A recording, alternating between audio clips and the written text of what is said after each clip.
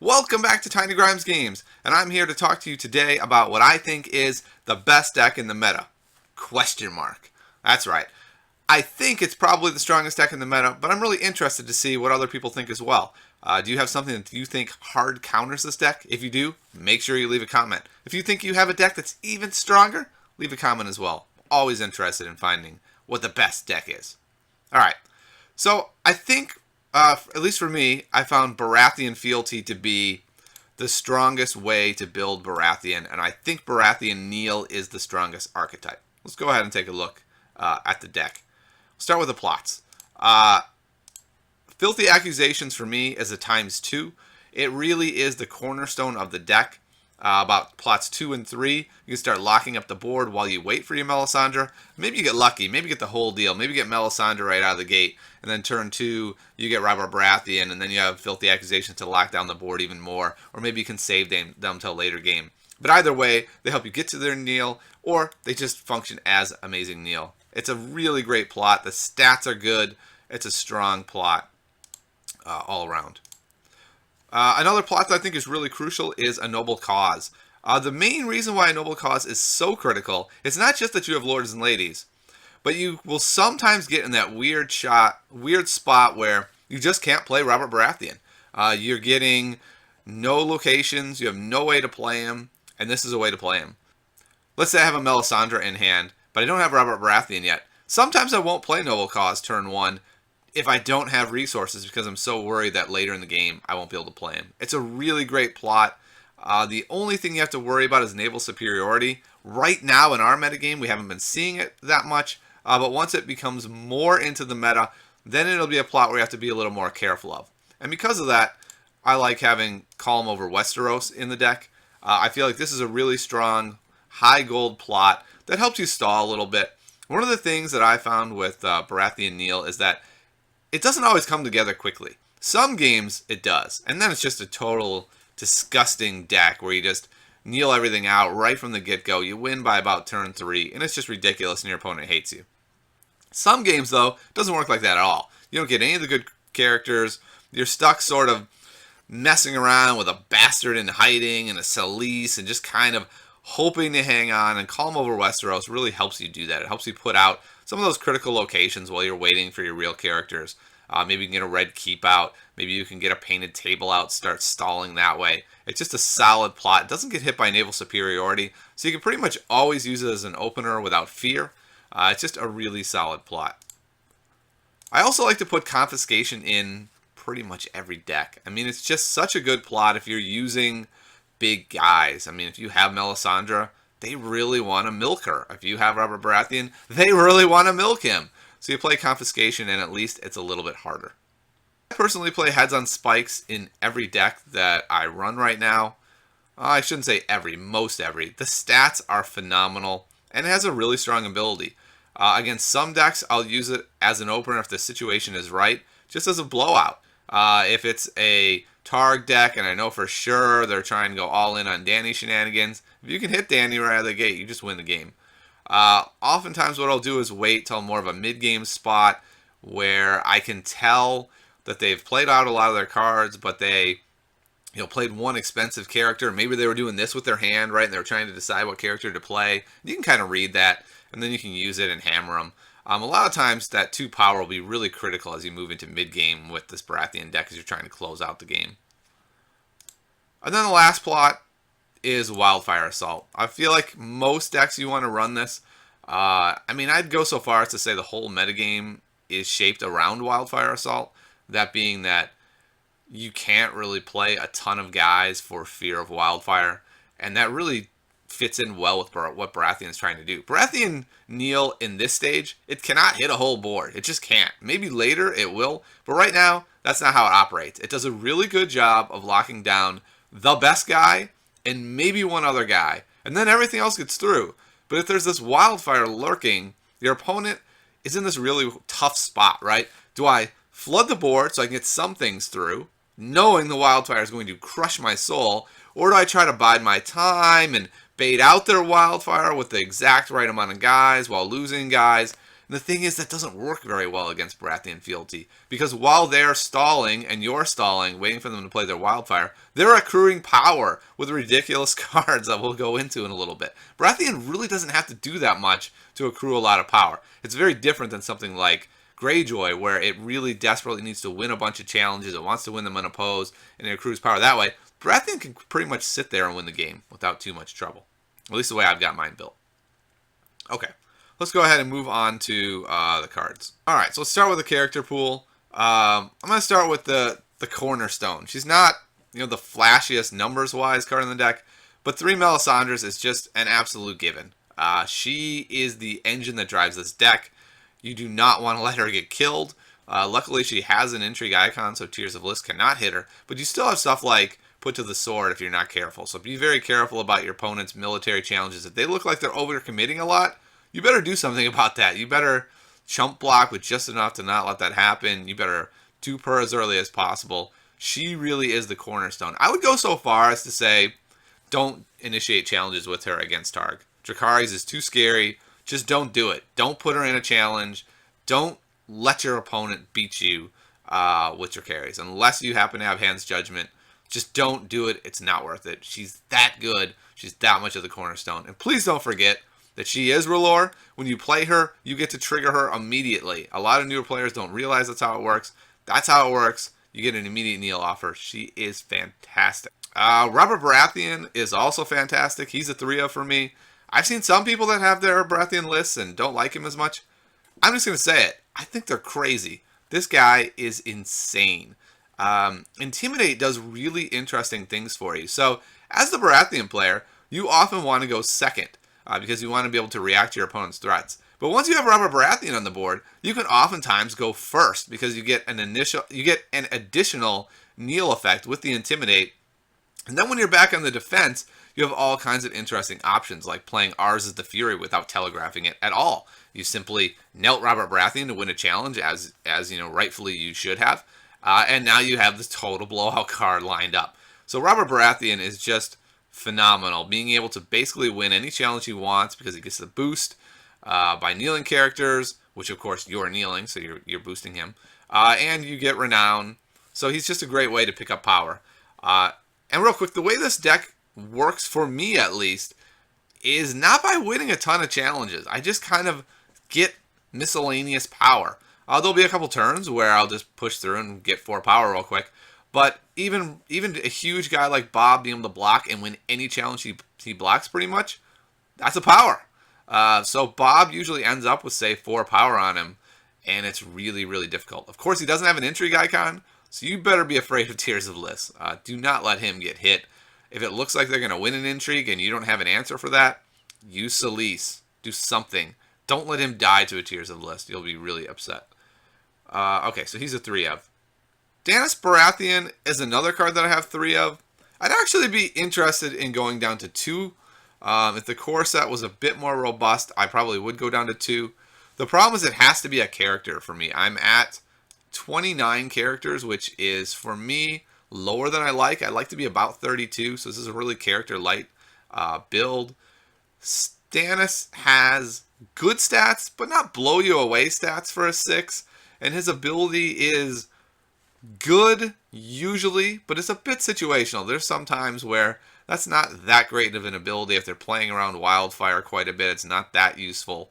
It can be detrimental to you at times. So, while he's good, I kind of think that maybe a 2-of with a bigger card pool. I think in the future, Stance is going to be really interesting because he's either going to be a 3-of or probably not at all, depending on the deck. Because on his own, without his ability, he's just not that great for the cost.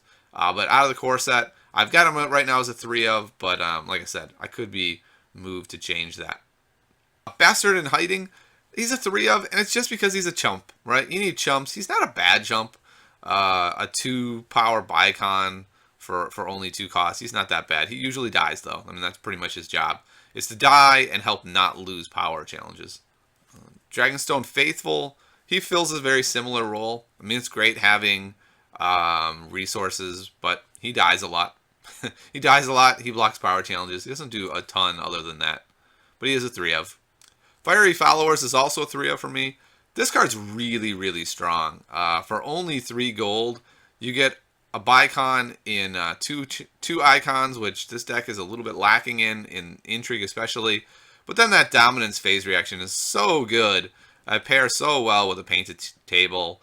It's really, really strong to be able to get her back. It pairs well with Stannis. It's just a strong card. And then, of course, it's R'hllor. So once you have your Melisandre engine out, you get a strong character that kneels somebody. I mean, it's a very good card in this deck. Littlefinger, I don't know what to say about Littlefinger. He's good in every deck. He's a 2-0 for me in this deck. He's a 2-0 for me in pretty much every one of my core decks. I don't really feel the need to go for 3 for him because it's not as much his body that's out there. His effect is a large part of it, so I just want to get it the one time. The gold is great, but if someone is going to die to a wildfire and I have, say, Mel, Bob, and someone else good out, maybe Davos for his stealth, Littlefinger may hit the hay. He may die. So I like him as a 2-0. He's expensive. There's a lot of expensive stuff in this deck, so for me, he's a 2-0. Crescent is great. He's especially great in this deck because really the only way to handle Mel is by milking her, and this is just one more answer. And once you put Crescent out, you should watch your opponent's face. They are often devastated because they know that there went their answer, right? They're holding the milk. You play Crescent, they are devastated. I have 2 of them in the deck. I feel like as a monocon, 2 is enough. It is the most important icon for this deck in power, and that's because of the red keep, and we'll get to that in a minute. But he's really strong, 2-of. He's super good. Celise is a 2-of as well. I feel like she's not bad. Her cost to strength ratio, her icons, they're not bad. But she's R'hllor, which is huge for triggering off of Melisandre. And that pay 1 gold to choose a Baratheon character for an Intrigue icon is really big. Because you have Bob, you have Stannis. There have been a lot of games where I've just saved the gold and every turn paid the 1 to give Bob an Intrigue icon. And you can kind of see your opponent's face. Eventually you realize what's going on and they know. You know they have Tears of Lys because of how they're reacting, and they know they're never going to get to trigger Tears of Lys on Bob, and they're really sad, but every turn they're hopeful. I also really like Davos. Stealth is at a premium in this game. There's often times where you just need to win a challenge, right? You just need to win that 1 power challenge to give yourself a little bit more power. This deck is definitely about stalling, and he helps you push through that 1 challenge. He also helps you block. Right, they have a couple stealth guys. It's nice to have him out there to couple with the red keep. You know that you automatically are getting 5 strength in your challenge with him in it with a red keep. So he's pretty good, and then his ability is really great because oftentimes, I guess I shouldn't say oftentimes, but sometimes it will come down to a top deck war where after a wildfire, neither of you are really set up. Your hands have been decimated, and you have him continually going back to your hand, and it can be really, really useful. I think Shireen is probably one of the more underestimated cards in Baratheon. I only have 1 of her in my deck because she is 2 costs for a monocon. That ability is really cool in this deck. It's 1 more kneel effect. My favorite place to use it is on a wildfire. I'll almost certainly put her on the board and just leave her there. I rarely kill her to claim unless it's a very, very special spot. Usually what I'll do is I'll leave her out there. It's 1 more guy on the board. Eventually they'll wildfire or I'll wildfire, and then out of that wildfire, instead of having 3 guys on the board, they basically have 2. And if I also have a Melisandre as one of mine, they're probably only going to have 1 after I kneel something with Melisandre. So it really comes down to what did they have in hand, what do they top deck, and the game could just be over right from that Shireen. Shireen is really, really strong comboed with wildfire. I also have 2 Vanguard Lancers in the deck, and this is just simply, I need cheap dudes to kill. I mean, as we've been talking about, a lot of the guys in the deck are useful, and I don't want to kill them. So basically, the Lancers claim soak, Bastard in Hiding is claim soak, and these are cheap guys. So you want your claim soak to be pretty cheap. Davos can function as claim soak, but he's a little bit expensive to be looping over and over and over. So I prefer the Lancer for that function. All right, let's look at the locations then. The locations really are what make this particular build, I think. Chamber of the Painted Table is probably the most underestimated card in Baratheon. I'd venture to say the whole core set. I've seen a lot of people in threads say something like, I had Chamber of the Painted Table, I took it out because it wasn't any good, and then people applauding their decision. I think that's a mistake. I think Chamber of the Painted Table is so good because what it allows you to do is when things go bad, you don't lose. It's really hard to beat a Baratheon deck that has the Iron Throne and Chamber of the Painted Table out because not only are they depriving their opponent every turn of that dominance, but they're pulling a power away, so they have to win one more challenge. It often adds, 2 to 3 turns to a game. It's just a really, really strong effect, and you get it very reliably with things like Fiery Followers, the Iron Throne, giants like Bob maybe that are hanging around. There's just so many ways to win dominance with Chamber once you have it out, and it puts your opponent in a rough spot. Let's say they really want to win dominance. Well, then maybe they aren't winning that many challenges anyway because they're leaving their guys back to try to finally win dominance to deprive you from stealing their power. It's a great stall mechanic early when the deck doesn't come together, and then when the deck does come together, you get to do awesome things like, oh yeah, you're going to do a military? Unopposed, take the power, awesome, I can steal it. I'll kill my chump, steal power. I do that all the time. My opponents are always looking at me bewildered. You have like 5 guys on the board. Why are you not blocking my military? It's like, yep, nope, I do. But I also want this game to end faster. Back to the Chamber Painted Table. I only have 2. I think 2 is probably the right number. I'd love to have more, but we already saw I'm at 29 characters. I don't have that much room for more non-character stuff. I feel like 2 gets it most games. Occasionally I don't have it. Dragonstone Port, it's 3. It's a reducer. It's a good solid card.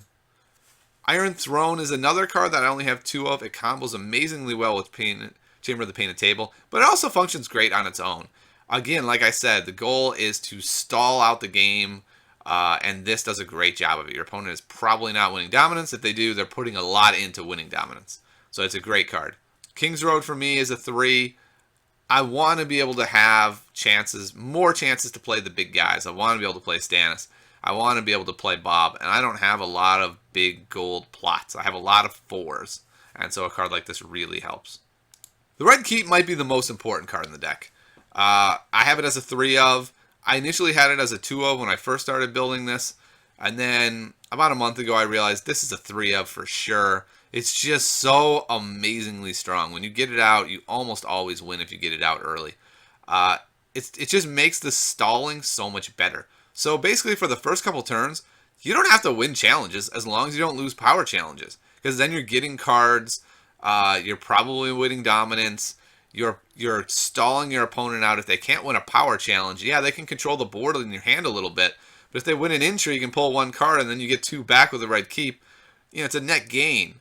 The Red Keep is just so strong. Whenever I get it against an opponent, they just do everything they can to remove it, and it becomes really obvious too. Like, okay, they have to remove it. So what are they going to do to try to do this? The Rose Road is another just really critical card out of the core set. I have 3 of it. I have 3 of it in every single one of my decks, so this is not surprising. I feel like it's a great resource card. Bodyguard is a card that I love in this deck, and my initial builds immediately started with 3. But lately I don't have 3. I actually had to cut it all the way down to 1 to fit the other cards, the other neutral cards in the deck that I wanted to fit to get under 15. This was one of the cuts that really pained me. I would love to have 2. I could easily see someone saying, this is not the best build. This is the best build. It has 2, and I've cut, X from your deck. And that could very well be possible. It's just a really strong card when you have so many lords and ladies. I think what's going to end up happening is we're going to see more Varys come into the meta. And when that happens, then I'll definitely have more bodyguards just for more saves. But for now, Varys is not a heavy player, at least in my meta. And I haven't seen it on the boards talked about that much either. So we'll see. Lightbringer is another card I only have 1 of that I often look at it and say, how is it even possible that I only have 1 of this card? It's so good. It's R'hllor. It does amazing things.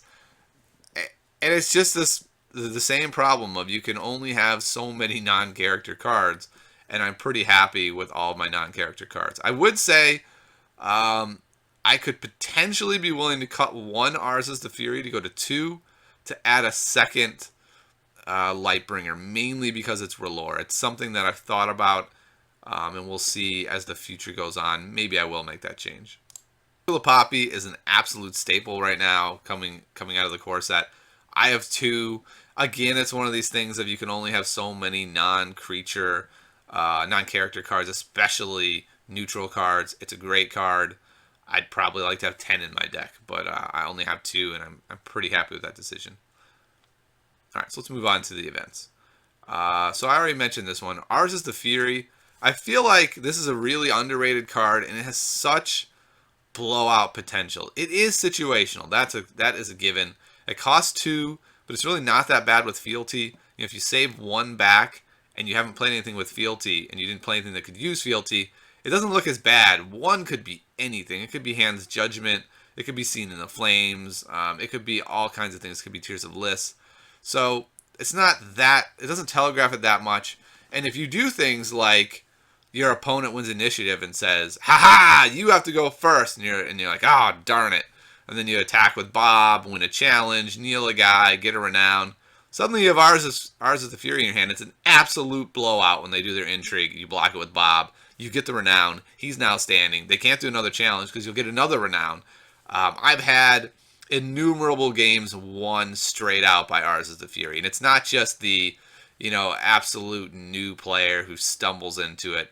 It's just a card that can be hard to play around. Sometimes it's not that hard to play around, but other times it's nearly impossible to play. The Flames is unbelievably good. I have 3 of it in my deck, and it's so strong.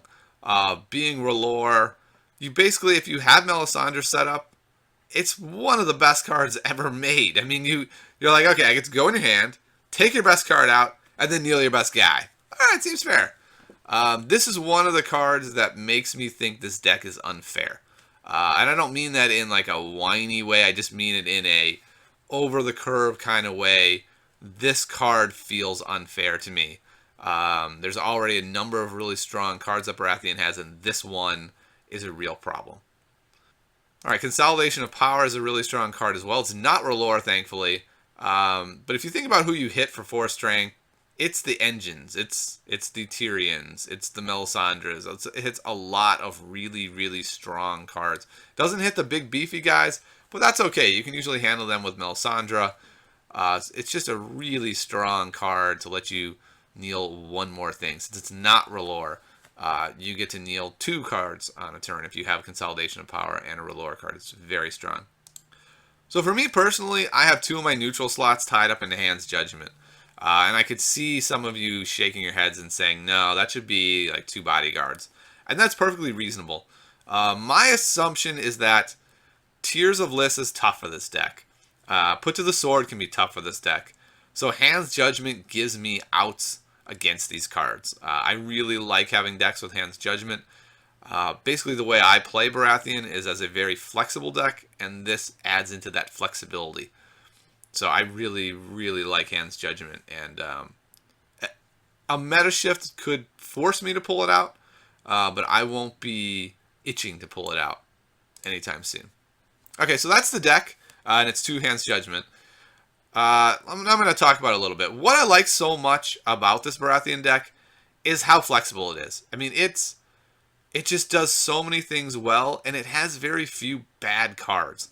What I found to be the problem with most Fealty decks is there are a bunch of cards, maybe 5 to 8 cards, where when you draw them, you say, yep, that's the price you pay. I'm playing a Fealty deck.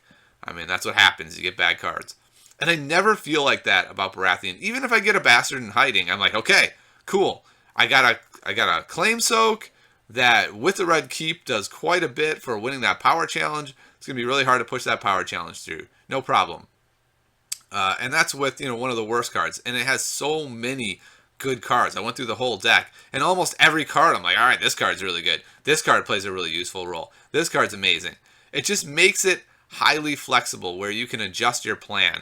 Obviously, the best case scenario is to go like turn 1 Melisandre with a couple Claim Soak, a couple R'hllor cards, and over the next few turns, play R'hllor cards, play Filthy Accusations, lock down the board, and win by about turn 4 or 5. That's great. That happens.